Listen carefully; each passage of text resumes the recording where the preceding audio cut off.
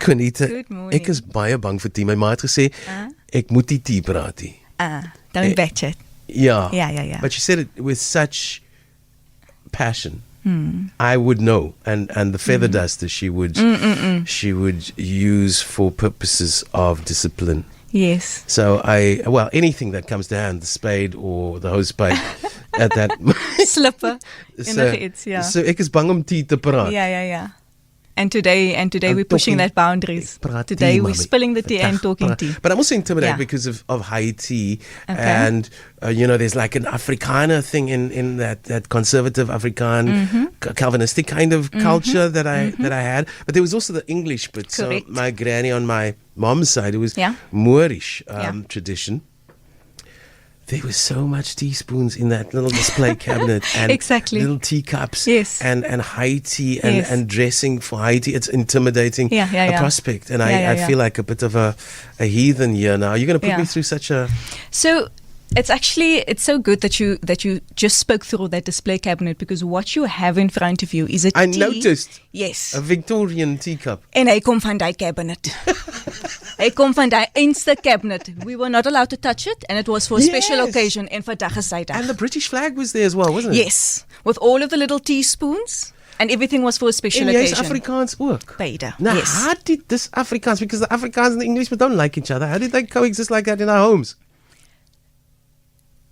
I think it is, even if you look back at the refreshment station, we seem to have a knack for doing collaboration. We seem to have a knack for being the communication line between tribal groups and just making things work and saying, kom ons gaat nou nie dood nie. Kom ons fyn gou away. Kom ons drink en 'n koppie tee. En nog 2000 jaar later. I still think that's our responsibility to our genes, is it not? To? Our genes. To do? To our DNA. That's our responsibility. It is. We do have a responsibility actually to still uphold that in modern day. Cape Town, South Africa. I've asked Carla to stick around, no? Okay. Don't mind, so she's going to be part of our high tea. Okay. So does it come with that high tea kind of culture, this thing? So I think it depends. So I think it depends on the environment that you place it. Okay, so I'm always mindful of my room. I want to say that at the foundation of this tea is the culture. So I'm introducing you to my family home. And for me, that is the tea in a Victorian teacup. Yeah. Dat is die standaard. Van toe ek huis toe gekom het, that is what was on the pot. Okay. That is what was boiling on the pot. And it wasn't a fancy pot. It was a sop pot. And there was a whole lot of herbs dumped in over there. And before you even entered the gate, that is the first whiff of fresh air that you got receiving home. And before you had the table set out with all of your lovely doilies, any suikerbootjie, any disse, any dice, and your finest porcelain cup that came from that display cabinet that was untouchable, you were welcomed home. And you were welcomed into medicine, and you were welcomed into health. And elke liewe dingetjie, whether it was your attitude, of whether jy nou in die bed 'n nommer enetjie gemaak het, jy was met hammelsdruppels en jy was met jou herbal ingevoer. So that is really the saving grace. And I think almost one of the things that... What is hammelsdruppels? It rings a bell in Harlemensies. In Harlemensies en elke liewe Lennon dingetjie. Yes. Op hy suikerhoopie, hier for health purposes. Dutch medicine, that's what they call it. Well, after the 1800s, yes, but before that it was Khoi medicine, we know this. Okay. Yes. So these Lennons of the world, they stole these recipes and commercialized it. Is that what you're saying? Correct. He was actually, quite frankly, Lennon was actually the cousin of one of the governors at the time. I think it was Milne, if I'm not mistaken. Are you serious? Yes. There's a case. Yeah. Hulle skuld ons. That's actually baie. That's actually baie. Iets. Ons begin gou eers hier by die poegel vandag. Ek call alles. Okay, let's start with the poegel because it's got health properties. Yes. And you said it was like a medicine cabinet as well. Yes. Okay, so tell us about poegel tea. Okay, so first and foremost, both of the teas that I have here today. Yeah, can I just go and taste now? What do I do? Yes. Can I drink it with a tea bag? Yes. So let's start with, the tea bag can stay in. I've actually knotted it too. I've knotted it to the teapot, so you can actually both just have a taste of the apple first. Okay. Just pour it so that I know how to pour it. Do I just gooi? Gooi net. That's for julle twee. Yeah, there we go. Okay, so both of these teas have the same foundation. albei is rooibos at the foundation and buchu. Okay.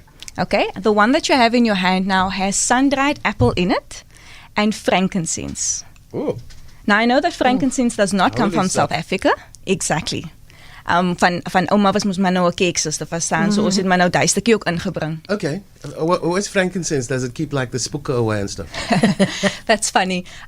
Yes, to some cultures, and I think maybe if you grew up in the Anglican church setting where you were having your high teas, that was very significant in that environment, yes. As in the air or in the tea? In the air. But I've brought it into the tea. Because as you can taste, it actually has a lovely woody aroma that comes in afterwards. It's very subtle. It's not overpowering or bitter.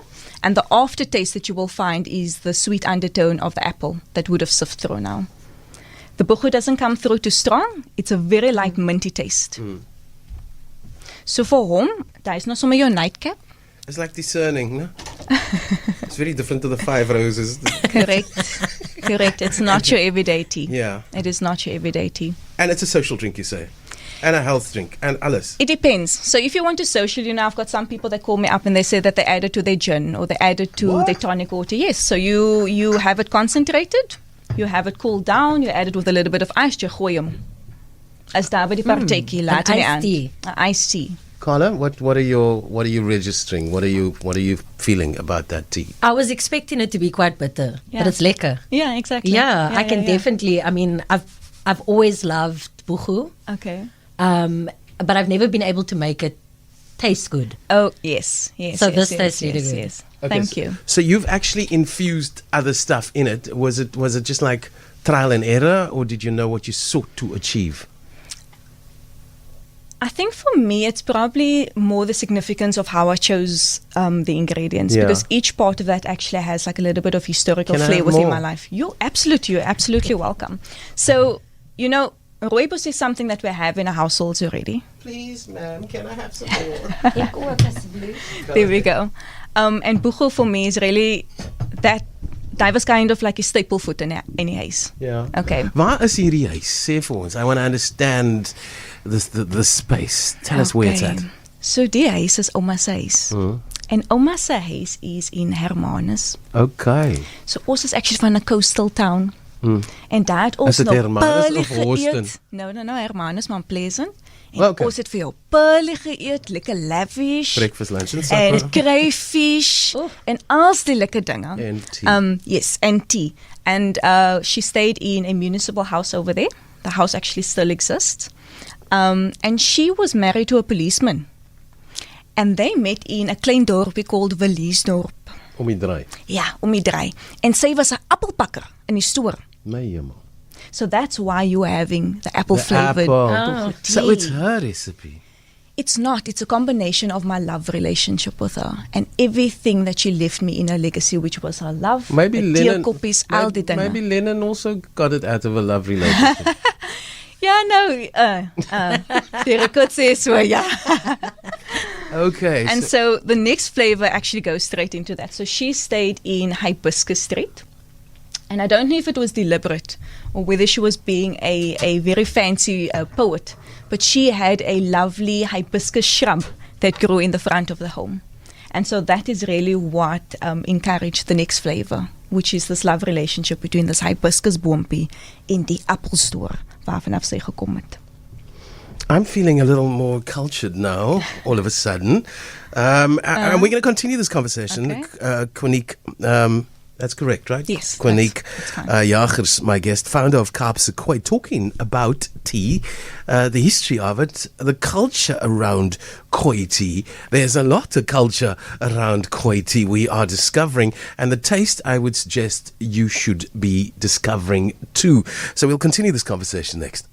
Join the conversation. You're with Cape Talk. So there's absolutely nothing quite like sitting down with a steamy cup of tea. We're tea tasting with Kaapse Khoi. Quinique Jagers is telling us about the culture of Khoi tea. And Oma Engelbrecht is on the line. I think Oma Engelbrecht wants to put you, well, vir jou Quinique in die skool sit oor die tee. Hello Oma, welcome. Hi, Clarence. Thank you so much for this call. Listen, I just wanted to put my 2 cents in there. I'm 72 years old, and